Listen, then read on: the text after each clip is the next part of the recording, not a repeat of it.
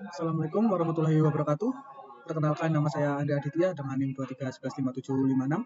Di sini saya akan menjelaskan hasil codingan collab saya yang berjudul prediktif harga crypto binary EEVI menggunakan pendekatan predictive analysis time series. Dan di sini saya menggunakan model linear regression dan random forest regression. Kita langsung yang nomor satu aja. Pertama kita mengimpor library. Dan nomor 2 kita langsung masukkan dataset dari crypto, namanya konten AAV, dan ini dfet dari fungsi dfet ini menampilkan kolom ini. Dan kita langsung ke nomor 3.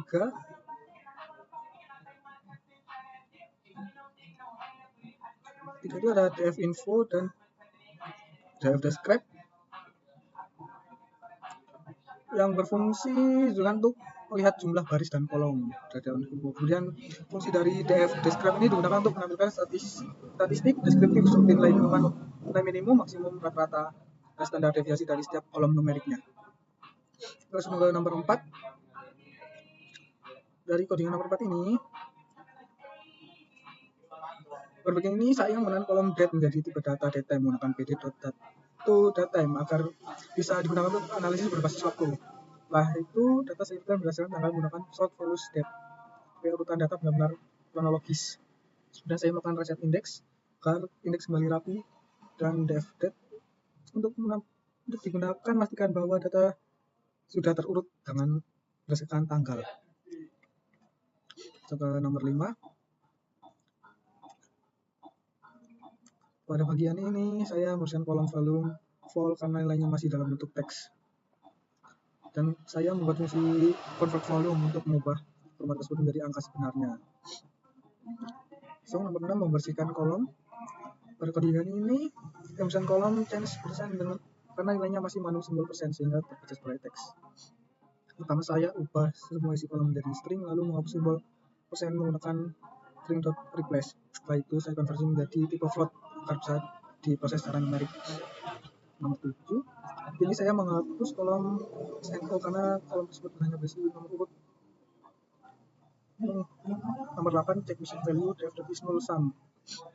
Pada tahap ini, saya melakukan pengecekan apakah dapat missing value pada setiap kolom dataset menggunakan is null. Langkah ini penting karena keberadaan data kosong dapat mempengaruhi hasil analisis dan performa model. Dari hasil pengecekan ini, terlihat bahwa dataset tidak memiliki missing value, sehingga dapat langsung digunakan pada tahap berikutnya, tanpa perlu proses imputasi data. 9, def info untuk menampilkan kolom setelah dibersihkan. Nomor 10, membuat fitur waktu. Saya membuat fitur baru yaitu year, month, day, dan day of week. Nomor 11, fitur engineering awal. Penjelasannya, pertama saya membuat lag 1 yaitu harga 1 hari sebelumnya. Kemudian saya membuat MA7 atau moving average 7 untuk menangkap tren jangka pendek, dan MA30 untuk menangkap tren jangka menengah. Terakhir saya membuat volatility yang dihitung dari selisih antara harga tertinggi high dan harga terendah low dalam satu hari. Setelah ini kita berapa besar tingkat fluktuasi harga harian. Nomor 12 itu saya menghapus baris yang memiliki nilai kosong menggunakan drop. Nah, itu saya melakukan reset index agar indeks kembali rapi setelah beberapa baris dihapus. Langkah ini memastikan bahwa data set digunakan untuk analisis dan modelnya sudah benar-benar bersih tanpa missing value. Nomor 13, deskriptif processing. Setelah seluruh proses processing dan fitur engineering selesai, kembali menggunakan def describe untuk menghasilkan statistik deskriptif terbaru dari dataset yang sudah bersih. Di sini terlihat nilai minimum, maksimum, rata-rata, dan standar deviasi dari setiap fitur termasuk fitur baru seperti lag 1, MA7, MA30, dan volatility. Hasil ini menunjukkan bahwa harga EEVI memiliki rentang yang sangat besar serta standar deviasi yang tinggi yang menggunakan volatilitas harga yang sangat ekstrim. 14, kita ini saya menyimpan dataset yang sudah mulai proses cleaning dan fitur engineering ke dalam file baru bernama AEV_clean.csv.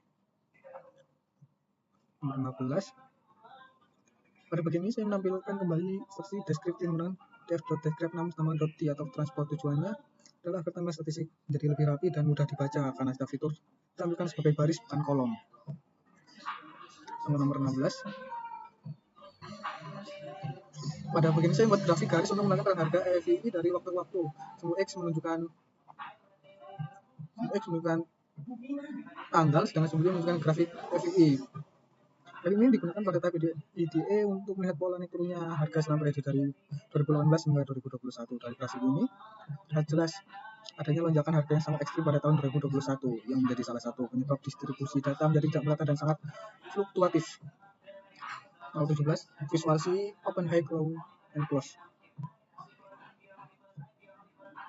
Pada ini saya tampilkan perbandingan tersebut. Tujuannya adalah untuk melihat hubungan pergerakan keempat harga tersebut dalam tiap harinya. Dari grafik ini terlihat bahwa keempat garis berdasarkan pendekatan dan memiliki pola yang hampir sama. Hal ini menjadi alasan kuat mengapa pada tahap EDE ditemukan korelasi yang sangat tinggi antara open, high, low, dan price terhadap target price. 18. Pada bagian ini saya menambahkan grafik volume transaksi EVE dari waktu ke waktu. Dan ini tunjukkan untuk melihat berapa besar aktivitas perdagangan yang terjadi pada setiap periode. Dari visualisasi ini terlihat bahwa volume transaksi mengalami lonjakan pada periode tertentu, terutama saat harga mengalami kenaikan signifikan. Namun meskipun volume menunjukkan aktivitas pasar, pada tahap seleksi fitur ditemukan bahwa pengaruhnya terhadap harga tidak sekuat fitur harga historis seperti lag dan moving average. 19. Pada bagian ini saya membuat histogram untuk melihat distribusi harga AV. Di grafik terlihat besar bahwa harga berada pada nilai rendah, namun terdapat beberapa harga yang sangat tinggi. Hal ini menunjukkan bahwa distribusi harga besar Rex Squared yang sesuai dengan hasil perhitungan sebelumnya sebesar 187. Sampai nomor 20. Pada bagian ini saya menambahkan grafik volatilitas harian, dihitung dari selisih harga tertinggi high dan terendah low dalam 1 hari. Bahwa pada periode tertentu, terutama saat harga melonjak di tahun 2021, mulai volatilitas juga meningkat sangat tinggi. Hal ini tunjukkan bahwa saat harga naik drastis, risiko dan fluktuasi pasar juga ikut meningkat. Nomor 21. Pada begini saya menghitung korelasi atas seluruh fitur dengan fungsi core. Terus visualisasikan dalam bentuk heat map agar lebih mudah dibaca. Dari hasil itu terlihat bahwa fitur seperti price open, high, low, lag 1, MA7 dan MA30 memiliki korelasi yang sangat tinggi terhadap target price dalam bracket 1. Temuan ini jadi dasar dalam proses seleksi fitur karena menunjukkan bahwa harga hari berikutnya sangat dipengaruhi oleh harga saat ini dan tren beberapa hari sebelumnya. Nomor 20. Dari sini melakukan pengelompokan data menggunakan group by year. Dari grafik ini terlihat adanya kenaikan harga yang sangat signifikan pada tahun 2020 dan 2021 yang menunjukkan periode bullish pada IVE. Nomor 3, pada saya melakukan data berdasarkan bulan dengan berbagai mon dan menghitung rata-rata AVE setiap bulan. 4. Pada bagian ini saya membuat scatter plot untuk melihat hubungan antara volume transaksi dengan harga di sumbu X menunjukkan volume transaksi dan sumbu Y menunjukkan harga. Karena ini terlihat bahwa tidak ada pola linear yang jelas antara volume dan harga. Teoretik menyebar cukup acak yang menunjukkan bahwa kenaikan volume tidak selalu diikuti kenaikan harga, begitu juga sebaliknya. Pada nomor 25 tahap ini saya menggunakan masalah jadi supervised learning dengan cara membuat kolom target price.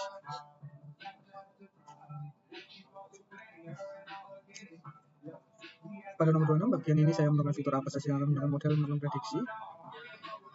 Fitur yang saya pilih adalah harga harian, open, high, low, volume transaksi, presentasi perubahan harga, serta fitur hasil fitur engineering seperti like underscore 1, MA7, MA13, dan volatility. Pada tahap ini saya membagi dataset menjadi data training dan data testing dengan perbandingan 80% bagi 20%. 28. Buat model dan budget evaluation.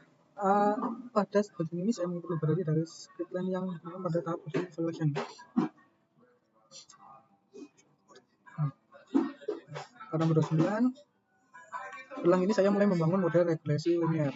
Pertama saya membuat objek linear regression, lalu saya melakukan proses training menggunakan data training dengan perintah fit extract y-rain. Artinya model berjalan belajar pola hubungan antara fitur seperti open, high, low, MA7, MA13 dan lainnya terhadap harga esok hari target price. nomor 30.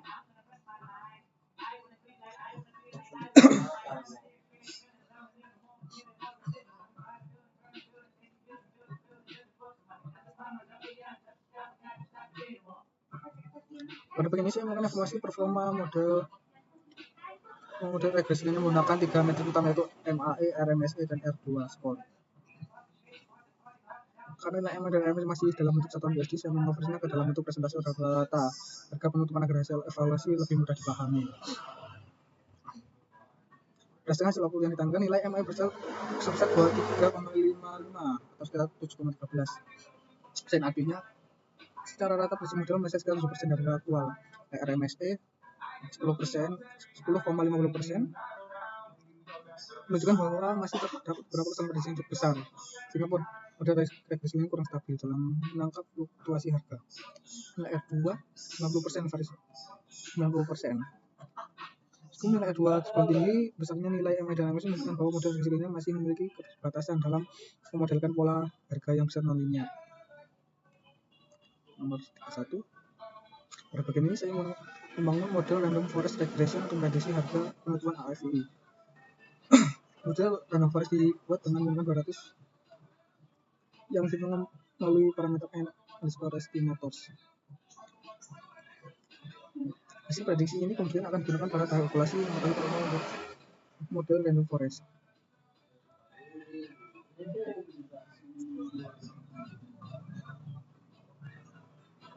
Nah, pada nomor 32 di sini ada outputnya.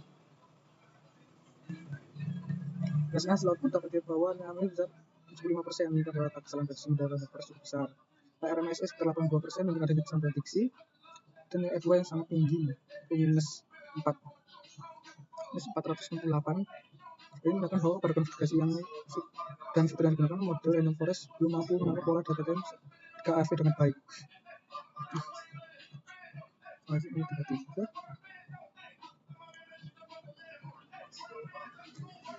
Pergerakan ini harga aktual terhadap ekspektasi minimum dan pasar sama hasil prediksi dari model random forest yang memiliki pola harga aktual dengan baik.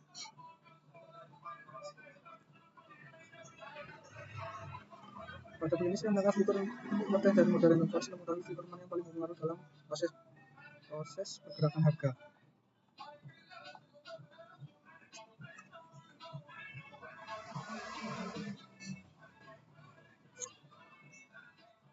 Pada bagian ini saya melakukan proses seleksi itu menggunakan kode selected untuk melihat fitur yang paling berpengaruh terhadap harga. Pada bagian terakhir ini saya membangun kembali model terbaik berdasarkan hasil evaluasi sebelumnya, yaitu model regresi linear, kemudian menyimpannya ke dalam bentuk file. Nama modelnya model _AFI_nim_saya.pkl.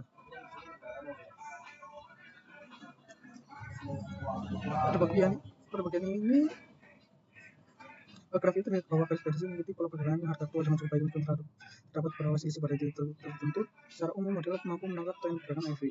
Selain ini menunjukkan bahwa model regresi linear memiliki performa cukup baik dalam prediksi harga berdasarkan fitur yang digunakan. Sekian presentasi saya terhadap codingan web saya. Akhirnya, assalamualaikum warahmatullahi wabarakatuh.